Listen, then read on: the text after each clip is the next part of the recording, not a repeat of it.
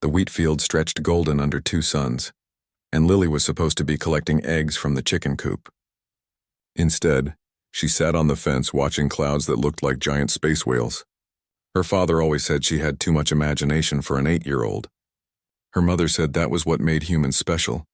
A sound like thunder rolled across the sky, but there were no clouds dark enough for storms.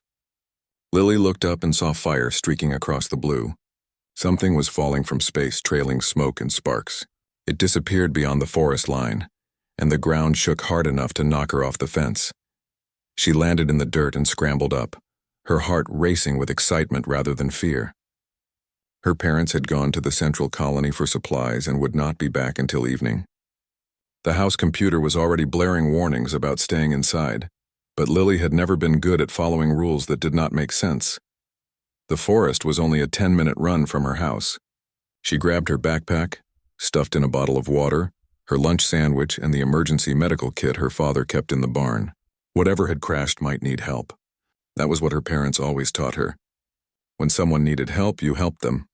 The trees grew thick here, with purple moss hanging from branches and small creatures chittering warnings as she passed. Lily had explored these woods 100 times and knew the paths better than the road to town. The crash site was not hard to find. A trail of broken trees and scorched earth led straight to a clearing where a small ship lay crumpled against the rocks. The ship was strange, made of material that seemed to shift colors in the light. One side had torn open, and Lily could see the interior was dark. She approached carefully, the way her father had taught her to approach injured animals. Slow steps, soft voice, hands visible. Something moved inside the wreckage, something big. A creature emerged and Lily's breath caught in her throat.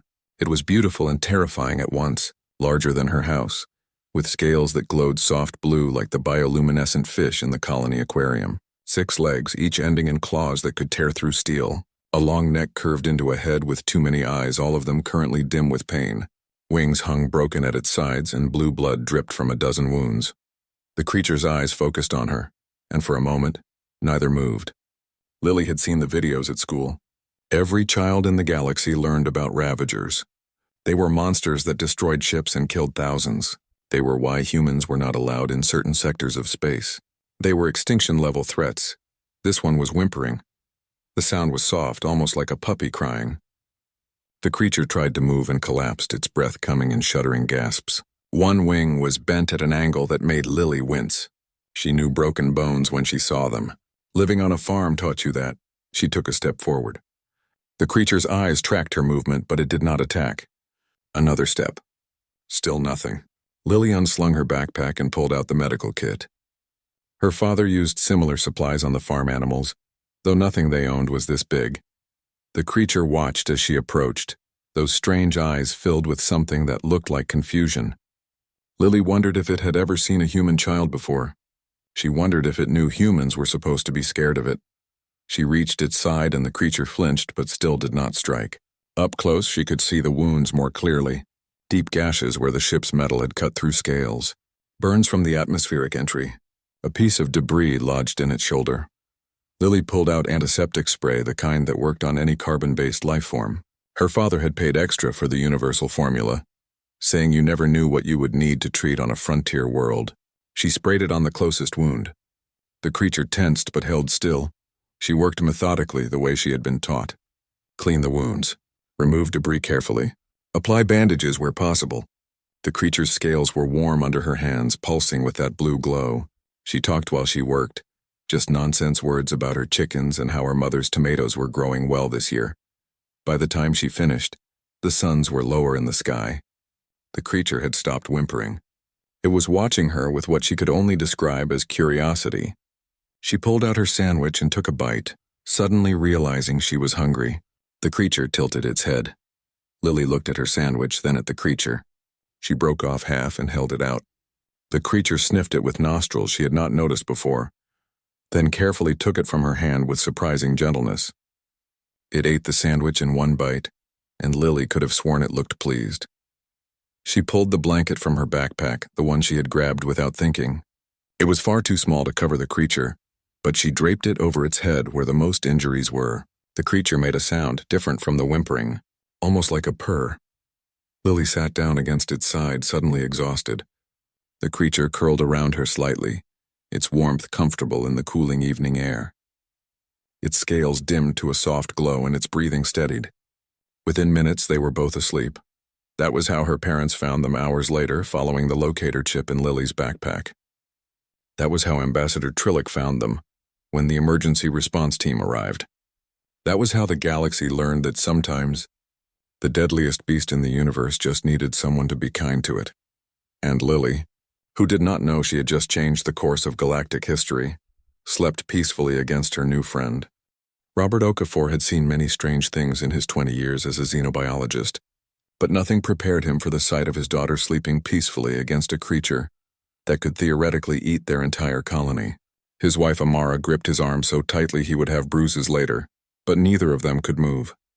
Fear and scientific fascination warred in his mind, while parental instinct screamed at him to grab Lily and run.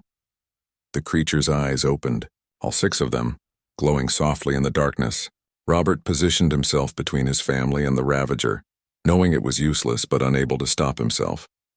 The creature looked at him, then at Amara, then back to the sleeping child against its side. It made no aggressive moves. Instead, it gently adjusted its position so Lily would not roll off in her sleep. That single gesture changed everything. Robert had studied animal behavior across 40 species, and what he saw was unmistakable. The creature was being protective, careful, almost parental. Lily stirred and opened her eyes. She saw her parents and smiled. "Mom, Dad, you're back." "This is Blue. I helped him because he was hurt." "Can we keep him?" The question was so absurdly normal that Robert almost laughed. His daughter had just asked to keep a Ravager the way other children asked for puppies. Amara made a sound between a sob and a laugh. The creature, Blue apparently, watched them with what seemed like concern. The sound of vehicles cut through the night. Lights blazed across the clearing as emergency response trucks arrived, followed by military transports. Ambassador Trillick emerged first, his insectoid form clicking nervously as he approached. Behind him came soldiers in full combat armor, weapons raised. Blue reacted immediately. The creature surged to its feet, placing itself between Lily and the soldiers. Its scales flared bright blue, and a sound like a ship's engine rumbled from its chest, but it did not attack. It simply stood there, a living shield. Lily scrambled to her feet and put her small hand on Blue's leg. "It's okay," she said softly. "They're friends, probably." The creature's glow dimmed slightly. Trillick approached slowly, his translator device clicking. "Dr. Okafor, Mrs. Chen, please move away from the creature slowly. We need to secure the area." "Secure how?" Robert asked, though he suspected he knew the answer. "The Galactic Council has ordered immediate termination. This creature is classified as an extinction-level threat. We have authorization to use any means necessary." "No." Lily's voice was small but fierce. "You can't hurt Blue. He's nice. He's hurt and scared, and he didn't do anything wrong." A soldier stepped forward, energy weapon charging with a high whine. Blue's response was instant. The creature spread its wings, broken as they were, making itself larger. That rumbling sound grew louder, but still it did not attack. It was warning, not hunting. Robert made a decision that would define the rest of his career. He stepped forward, placing himself alongside his daughter. "As the senior xenobiologist on New Terra, I'm invoking research priority status. This creature is exhibiting unprecedented behavior. Killing it now would be destroying irreplaceable scientific data." Trillick's mandibles clicked in what Robert had learned to recognize as distress. "Dr. Okafor, with respect, the Council's mandate is clear. Ravagers have killed millions across galactic history. This one has already been reported to Earth's government and the Council. A fleet is being dispatched. If we do not neutralize the threat, they will do it from orbit. Colony be damned." Amara spoke for the first time, her voice steady despite her fear. "Then let them come and see what we see. This creature had hours alone with our daughter. She is unharmed. More than unharmed, she helped it and it accepted her help. When have Ravagers ever done that?" Blue had calmed again, responding to Lily's gentle touches. The child was singing now, some nursery song about stars and ships. The creature's eyes dimmed to a soft glow, and it lowered its head closer to her level. The soldiers watched with weapons ready, but confusion was replacing aggression on their faces. One of them spoke quietly to his companion. "My kid has a pet lizard that acts like that when she sings to it. Trillick moved closer, his scientific curiosity overriding protocol. How did this happen, child? Lily looked up, still petting Blue's scales. He crashed and was hurt. I fixed his cuts and gave him my sandwich. He was hungry and scared. Wouldn't you be scared if you crashed and everything hurt? The simple logic from an 8-year-old child made the armed soldiers look at each other uncomfortably. Trillick made a decision of his own. He tapped his communication device. Ambassador Trillick to Council Observation Post. I am delaying termination order pending scientific investigation. The situation is not as reported. The response was immediate and angry. Negative, Ambassador. You do not have authority to delay Council mandate. Terminate the creature immediately, or we will consider New Terra colony in violation of galactic law. Robert watched his daughter teaching the galaxy's most feared predator to sit. Blue was doing it clumsily, clearly wanting to please the small human. The creature weighed several tons and could move faster than ships, but it was sitting on command for a child's approval. What if they're wrong? Robert said quietly. The Council, the histories, all of it. What if we never understood ravagers because we never tried anything except killing them? Trillick watched as Lily pulled a ball from her backpack and tossed it. Blue watched it roll, looked at Lily, then carefully retrieved it in jaws that could crush steel. The creature brought it back and dropped it at her feet, its whole body language radiating pleasure. This is impossible, Trillick whispered. Ravagers are not domesticable. They are not social. They are engines of destruction. Or, Amara said, they are something we never gave ourselves a chance to understand. Blue laid down, allowing Lily to climb onto its back. The creature moved slowly, carefully, like a parent giving a child a first ride. Lily laughed, delighted, and Blue's scales pulsed with what could only be happiness. The communication device crackled. Ambassador, the fleet will arrive in 18 hours. You have until then to comply, or New Terra will be considered a hostile world harboring a Class 5 biohazard. This is your final warning. Robert looked at his daughter, who was now showing Blue how to play fetch properly. He looked at his wife, who nodded. He looked at Trillick, who seemed frozen in indecision. Then we have 18 hours to prove them wrong, Robert said. 18 hours to change the mind of an entire galaxy. Blue caught the ball again and brought it back, and Lily hugged the creature's massive head. Good boy, Blue, you're such a good boy. The deadliest beast in the galaxy purred. The emergency session of the Galactic Council had been running for 6 hours, and the chamber was filled with the sounds of 100 different species all shouting at once. The holographic display showed the same footage on repeat, a human child playing with a ravager. A creature that had destroyed civilizations was fetching a ball like a trained animal. Council leader Mora, a tall crystalline being whose species had lost 2 colony worlds to ravagers 3 centuries ago, called for order. The chamber gradually quieted. We have heard testimony from Ambassador Trillick. We have seen the footage. The question before us is simple. Do we allow this situation to continue, or do we enforce the Ravager protocols established after the Great Purge?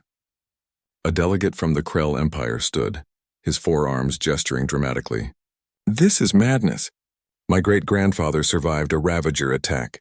He watched those monsters tear through our defense fleet like paper. 40,000 died in less than an hour. Now we are supposed to believe one is playing with a human child. The footage is clear, said Representative Yuna from the Science Council. The creature exhibits none of the aggressive patterns documented in historical encounters. In fact, its behavior more closely matches pack-bonding species. Social behavior. Protectiveness toward young. Impossible. The Krell delegates' voices rose in fury. Ravagers do not bond. They destroy. This must be some kind of trick or mind control. Humans are from a Deathworld. Perhaps they have the ability to dominate dangerous species. On New Terra, Robert watched the broadcast while running tests on Blue. The creature sat patiently as medical scanners passed over its body, only occasionally glancing toward Lily, who was doing homework nearby. Every time Blue looked away from the scanners, Lily would call out encouragement, and the creature would settle again. Look at this, Robert said to Amara and Trillick, who had remained to observe. Blue's neural patterns spike every time Lily speaks. Not aggression spikes. These are the same patterns I see in bonded pairs of lesser species. Oxytocin-equivalent chemicals. Emotional attachment responses. Trillick examined the data, his mandibles clicking rapidly, a sign of extreme agitation. This contradicts everything in our databases. Ravagers do not have the neural structures for bonding. Their brains are designed for hunting, migration patterns, and territorial behavior. Nothing more. Then our databases are wrong, Amara said. She was reviewing the wreckage of Blue's ship. Look at this. The ship's computer has partial data intact. This was not a military vessel. It is a transport. And these markings, they match research station protocols. Robert joined her, his scientific mind racing. A research station? Studying what? Studying ravagers, apparently. Amara pulled up more data. There are fragments here about behavioral studies. Something about juvenile development. And look at this, dated codes from before the Great Purge. Trillich's body went rigid. That is impossible. All ravagers were eliminated in the purge. The council was thorough. We hunted them across 50 systems. Or, Robert said slowly, someone saved some. Someone was studying them in secret. The broadcast from the council chamber continued. A new speaker approached the podium. An elderly representative from a species Robert did not recognize. Her voice was soft but carried authority. I am Keeper Senna.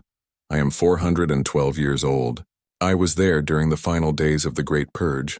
I watched us hunt the last ravagers. I watched them die, and I voted in favor of their extinction. She paused, her ancient eyes heavy with memory. But I want to share something that was classified after the war. Something the council chose to forget. Murmurs filled the chamber. Mora gestured for silence. The last ravager we encountered did not attack us, Senna continued. It was protecting something. A crashed ship, much like the one on New Terra. When we destroyed it and examined the wreckage, we found bodies, small bodies, children of another species, one long extinct. The ravager had been guarding their remains. It fought us to protect the dead. The chamber erupted in noise. Senna raised her hand. We classified this because it did not fit our narrative. We had already committed to extinction. Admitting that ravagers might be capable of protective behavior would have meant admitting we might have been wrong. So we buried the report and finished the purge.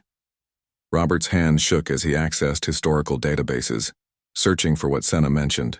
Amara was already ahead of him, pulling up fragments of old reports, classified documents that her engineering security clearance could barely access. Here, she said. Species file. The ancients of Cora Prime, extinct approximately 800 years ago. They were one of the first spacefaring civilizations. And look at this. Cultural records mention sky guardians that bonded with their children as rites of passage. Sky guardians with 6 legs and blue scales. Robert read. Sacred bonds that lasted lifetimes. Each child at age 7 would journey into the wilderness to find their guardian. The bond was considered essential to adulthood. Trillich was accessing the same files, his translator clicking rapidly. The ancients died from a plague. Entire species wiped out in less than a year. Their worlds were quarantined and later absorbed by other civilizations. But what happened to their guardians? Lily looked up from her homework. Blue's family died and he got really sad. That's why they acted mean. They were sad and alone. The adults turned to stare at her. She shrugged. That's what Blue told me. Not with words, but I can feel it. He was lonely for a really long time. Robert approached his daughter carefully. Lily, can you feel what Blue is feeling? Sort of. It's like I know when he's happy or sad or hungry, and he knows when I'm scared or excited. She walked over to Blue and put her hand on his side. He's worried right now because everyone is angry and has weapons. The creature rumbled softly, confirming her words. Trillich ran new scans. These focused on the connection between girl and ravager. What he found made his entire body tremble. They are quantum entangled, he whispered. Their neural patterns are synchronizing. This is not simple bonding. This is a biological link we have never documented before. The council broadcast showed Keeper Senna still speaking. The ancients called it the soul bond. 2 beings becoming one system. The guardians gave strength and protection. The bonded gave purpose and emotional stability. Without one, the other could not thrive. When the ancients died, the guardians went mad with grief. And we killed them for it, Mora said quietly. We killed them for mourning. Another council member stood. This is very moving, but it changes nothing.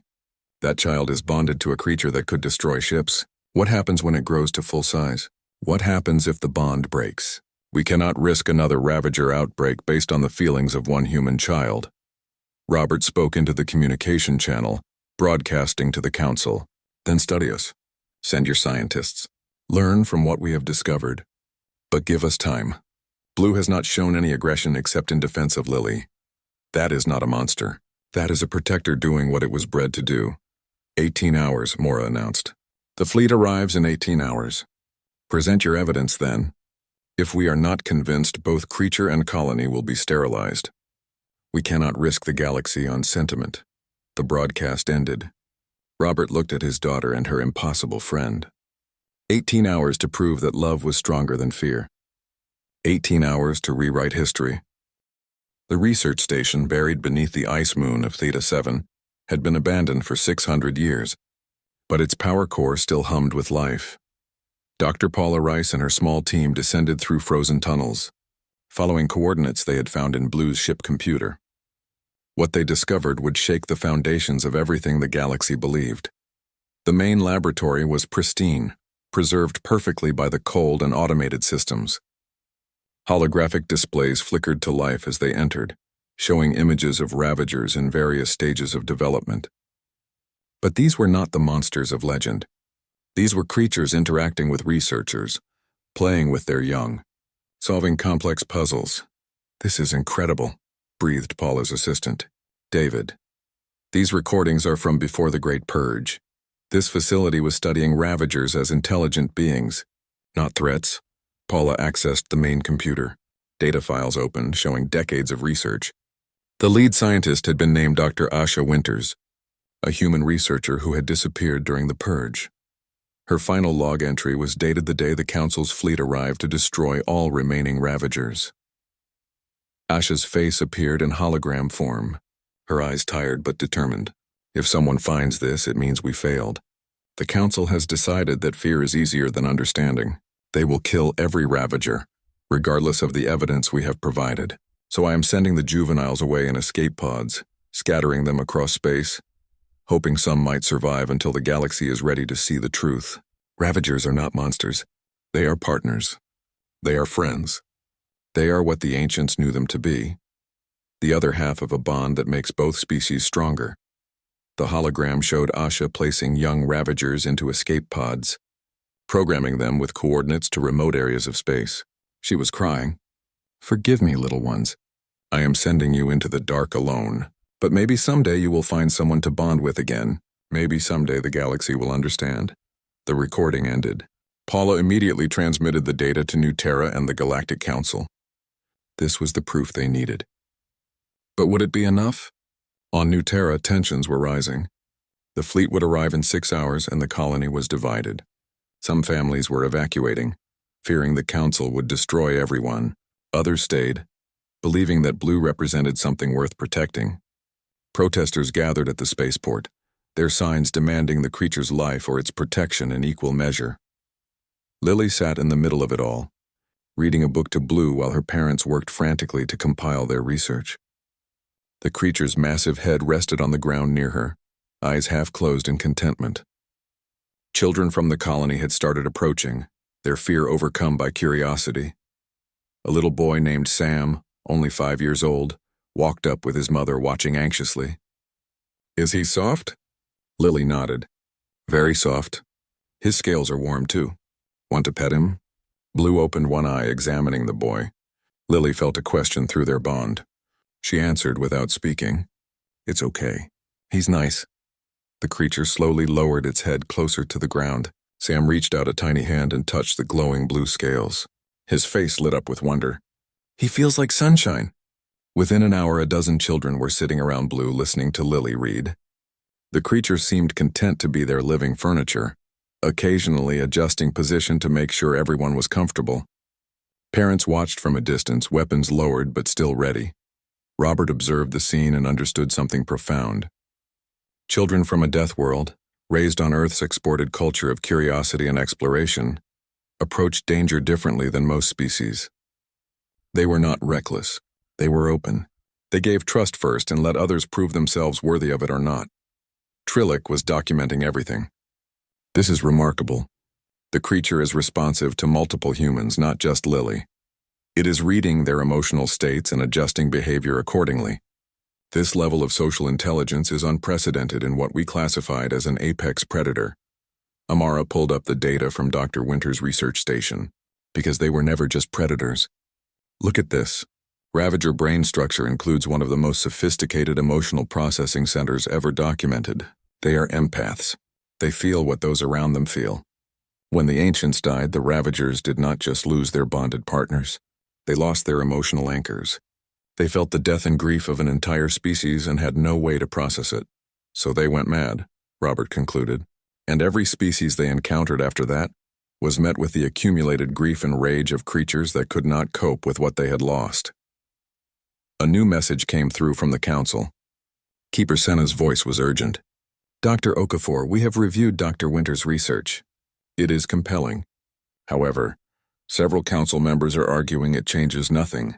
They claim that even if Ravagers were once bonded creatures, the ones that remain are too damaged, too dangerous. They want to classify Blue as an exception and eliminate all others. All others? Robert's blood ran cold. There are more? We detected 5 more Ravager signals in deep space. They are moving toward New Terra. The Council believes it is an attack formation. Fleet commanders have orders to fire on sight. Lily looked up from her book, her face suddenly pale. They're coming because Blue is scared. He called for help. Blue raised his head, scales pulsing with agitation. The creature stood and the children scrambled back. But Blue was not aggressive. He was looking at the sky, making sounds they had not heard before. Long melodic calls that echoed across the colony. He's calling them here, Trillig said, checking his instruments. Those are not distress calls. They are invitation calls. He is telling them it is safe. Robert grabbed his communicator. Council, the Ravagers are not attacking. They are responding to Blue's signal. He is telling them about the bond. He is bringing them here to show them humans. Dr. Okafor, we cannot take that risk. If 5 Ravagers enter New Terra's atmosphere, we will have no choice but to orbital bombardment. Evacuate the colony immediately. Lily walked to her father, her small hand taking his. They just want families, Daddy. Blue's friends are lonely, too. They've been alone in space for so long. Can't we help them like we helped Blue? Robert looked at his daughter, then at Blue, then at the other children who had been playing with the creature. He thought about Dr. Winters, who had sent juvenile Ravagers into the dark, hoping they might survive. He thought about the ancients who had built their entire culture around bonding with these magnificent beings. He made a decision that would either save his colony or doom it. Council, I am requesting permission to attempt first contact with the incoming Ravagers, not as threats, as potential bonds. We have children here, human children, who might be able to reach them the way Lily reached Blue. The council chamber erupted in argument. Mora's voice cut through. You are proposing to intentionally expose children to Ravagers. You are asking us to allow what could be a massacre. I am asking you to let us try peace before you choose war, Robert said. Give us one chance. If the Ravagers show aggression, you can fire. But if they respond the way Blue did, then we prove that bonding is still possible. We prove that Dr. Winter's sacrifice meant something. 5 minutes of silence followed. Then Mora spoke. You have until the Ravagers enter atmosphere. The moment any hostile action is detected, we fire. And Dr. Okafor? If you are wrong, history will remember you as the man who brought the Ravagers back. And if I am right, Robert said, looking at his daughter and her impossible friend, history will remember this as the day we stopped being afraid. The 5 signals grew closer. Blue's calls grew louder, and across New Terra, parents held their children tight, hoping that love really was stronger than fear. The sky above New Terra burned with 5 streaks of fire as the Ravagers entered atmosphere. The Galactic fleet hung in orbit above, weapons charged and targeting systems locked. One wrong move, one sign of aggression, and everything would end in flames. Robert stood in the landing field they had hastily prepared, his heart hammering in his chest while Lily held Blue's leg, perfectly calm. Everyone stay back, Robert called to the crowd that had gathered despite evacuation orders. Let them land. Let them see we mean no harm. The first Ravager touched down with surprising grace for something so massive. Its scales glowed green instead of blue, and it was slightly larger than Blue. The creature's eyes swept across the assembled humans, and Robert could see the same confusion that Blue had shown. It expected weapons, expected attacks. Instead, it found a child waving at it. The second Ravager landed, this one with purple luminescence. Then red, then gold, then white. 5 magnificent creatures standing in the field, their scales creating a light show of colors. They were all juveniles like Blue, all survivors of Dr. Winters's desperate rescue mission, all alone for centuries, drifting through space in suspended animation until Blue's calls woke them. The fleet commander's voice crackled over the speakers. Dr. Okafor, 5 Class 5 biohazards have landed on your position. We are tracking elevated stress hormones and defensive posturing. Recommend immediate evacuation before we engage. Wait, Robert shouted. They are not attacking. They are confused and scared. Give us a chance. Blue stepped forward, moving slowly toward the other ravagers. Lily walked beside him, her small hand still on his leg. The 5 creatures watched them approach, their body language shifting from defensive to curious. Blue made those melodic sounds again, and the others responded in kind. They are talking, Trillick said, his instruments going wild. Actual complex communication.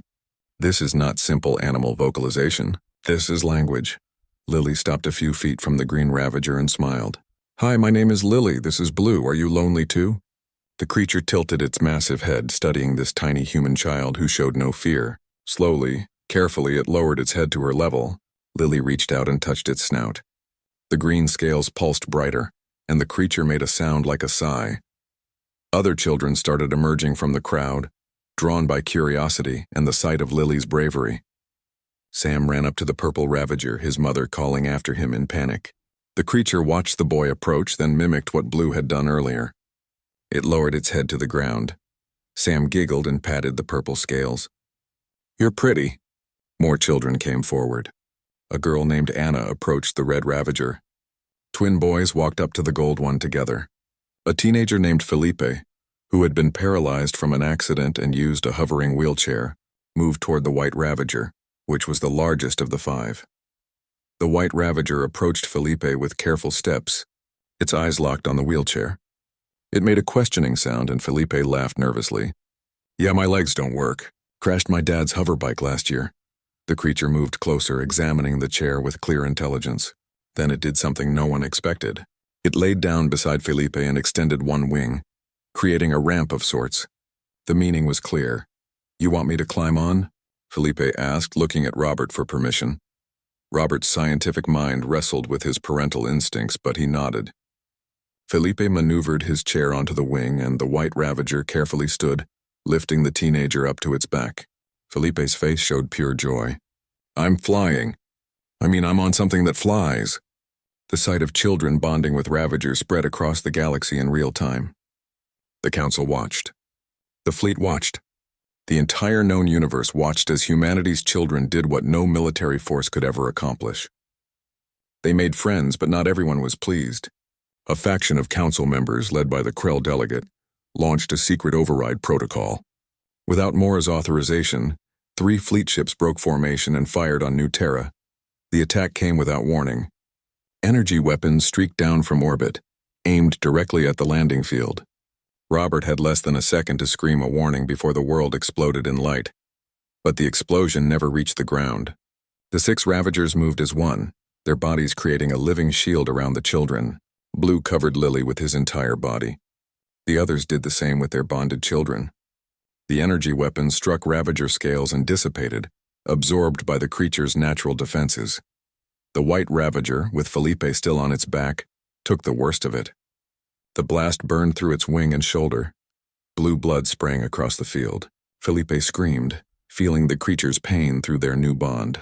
The ravager stumbled but did not fall, did not let the child be harmed. Lily felt Blue's agony as he absorbed energy meant for her. She felt the pain of all 6 creatures as they sacrificed themselves for human children they had just met, and she felt something else, rage.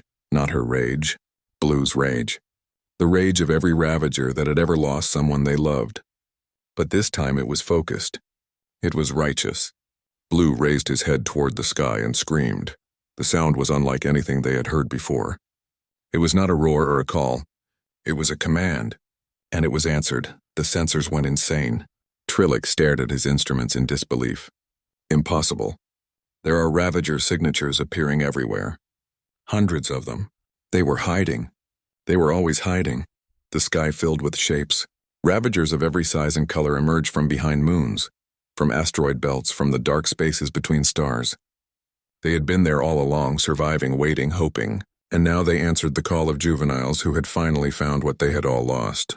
They answered the call to protect the bonded. The fleet commander's voice was panicked. "We have multiple hostile contacts. Hundreds. Request immediate backup." But the ravagers did not attack the fleet. They positioned themselves between the ships and New Terra, a living wall of protection. The message was clear. "Touch the children and you face us all." Mora's voice cut through the chaos. "Fleet, stand down." Ships that fired without authorization. "You are relieved of duty and will face council justice. All remaining ships hold position." "Do not fire!" The 3 rogue ships tried to maneuver for another shot, but they were not facing military vessels. They were facing creatures that could survive in the vacuum of space and move faster than any ship. Adult ravagers swarmed the rogue vessels, not destroying them but disabling them. Weapons systems were torn away with precision. Engines were carefully shut down. The ships were left floating, intact but helpless. On the ground, children were crying, not from fear but from the pain they felt through their bonds. The wounded ravagers were bleeding, and their bonded humans felt every injury. Medical teams rushed forward, no longer afraid. If the creatures would die for their children, then the children's parents would help save them. Robert worked on the white ravager, while Felipe held the creature's head, whispering comfort. "You saved me. Now let us save you." Amara coordinated medical teams across all 6 wounded ravagers. Trillic assisted, his scientific detachment replaced by genuine concern. The entire colony came together, human and ravager working side by side. Blue was the worst injured, having taken the most direct hits. Lily sat beside his head, tears streaming down her face. "Don't leave me, Blue, please don't leave me. I need you." The creature's eyes were dim, its breathing shallow. Robert worked frantically, but the injuries were severe. Blue was dying, and they did not have the medical knowledge to save a ravager. Above them, the adult ravagers descended, landing in the field. They formed a circle around the wounded juveniles and the humans working to save them. They began to glow, all of them together, creating light that grew brighter and brighter. Trillic recognized what was happening. "They are sharing life force. The bonded pairs, they can transfer energy between them. The adults are doing it for the juveniles." Light flowed from every adult ravager, converging on the wounded 6. Blue's scales began to glow brighter. His wounds started closing. All 6 juveniles were healing, sustained by the collective will of their species and the love of their human bonds. When it was over, Blue stood and nuzzled Lily, who hugged him as hard as she could. Around them, 5 other children embraced their ravagers, and an entire galaxy watched in silence, finally understanding what they had almost destroyed forever. 20 years had passed since the day everything changed, and Lily stood on the deck of the exploration vessel Unity, looking out at stars that no human had ever seen before. Blue was beside her, now fully grown and magnificent, his scales glowing with that familiar, soft blue light. His head was level with the deck railing, massive even after 2 decades of growth. "Ready for another first contact?" she asked him, not needing to speak aloud but doing so anyway because she liked the sound of her own voice sometimes. Blue rumbled his agreement, the sound vibrating through the ship's hull. Behind them, the crew prepared for their approach to an unknown planet. Half the crew were humans. The other half were ravagers bonded to those humans. This was the 73rd world they had explored together in the 5 years since the Unity launched. 72 times they had found a new species. 72 times they had approached with friendship instead of weapons. Felipe piloted the ship from his command chair, his ravager Snow resting nearby. The white creature had grown into the largest of their original 6, and Felipe had regained the use of his legs through the bond. The connection had stimulated nerve regeneration in ways doctors still did not fully understand. He walked now, but he still used the chair sometimes out of habit and comfort. "Approaching the planet's orbit," Felipe announced. "Sensors show technological civilization. Pre-warp, but they have satellites and space stations. How do you want to approach?" Lily considered. First contact was always delicate. Over the years, they had learned that showing up with ravagers could cause panic. But showing up alone and then revealing ravagers later felt like deception. They had settled on a middle path. Standard protocol. "Single shuttle, Blue and I will go down. You stay in orbit with Snow until we assess the situation." The planet was beautiful, covered in purple oceans and green continents. The inhabitants, they soon learned, were called the Dora. They looked like bipedal otters with 6 arms and expressive faces. Their technology was impressive for their development stage, but they were decades from space travel beyond their moon. Lily landed the shuttle in an open field near the largest city, broadcasting messages of peace in every language the Unity's computers could formulate. Within an hour, they had an audience. Hundreds of Dora gathered at a safe distance, their large eyes watching the strange craft with curiosity and fear. Lily opened the hatch and stepped out alone, hands visible and empty. She had learned that first impressions mattered most. "Hello, my name is Lily. I come from a place called Earth. We mean you no harm.